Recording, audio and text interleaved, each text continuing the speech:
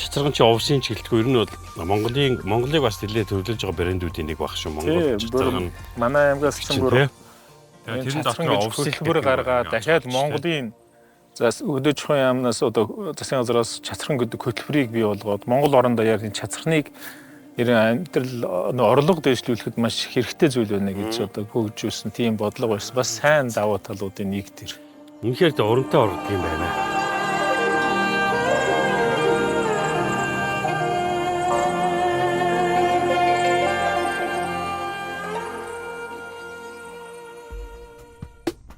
За одоо ч тэгээд таад чи ингээд юм яг ахын юунд бол юм гоё баринос идэм биш үү те?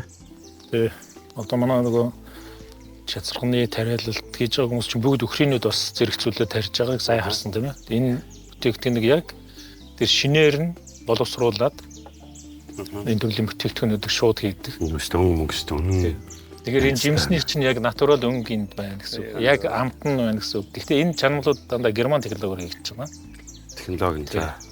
Одоо та бүхэн энэ манай уламжлал Монгол бэлтгэгтэй ингээд оршуулад амтлаад үзвэл яг нөгөө чацархан сая амссан жимс ямар байна. Монгол бэлтгэгтэй иддэг гэдэг байгаа шүү дээ, тий. За би зүснэ тэгвэл. Монгол бэлтгэгтэй илүү их гоё зохидог.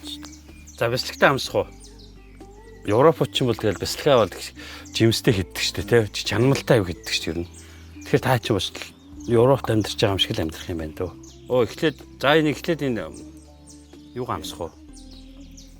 Өхрийнүүдийг бол дангаар нь ингээд хийж болно. Бас чацархныхаа жимсний шүүстэй бас холиод хийдэг.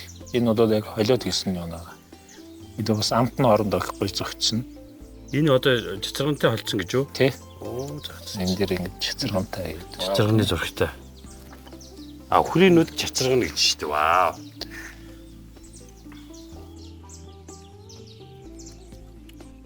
Монгол жимс.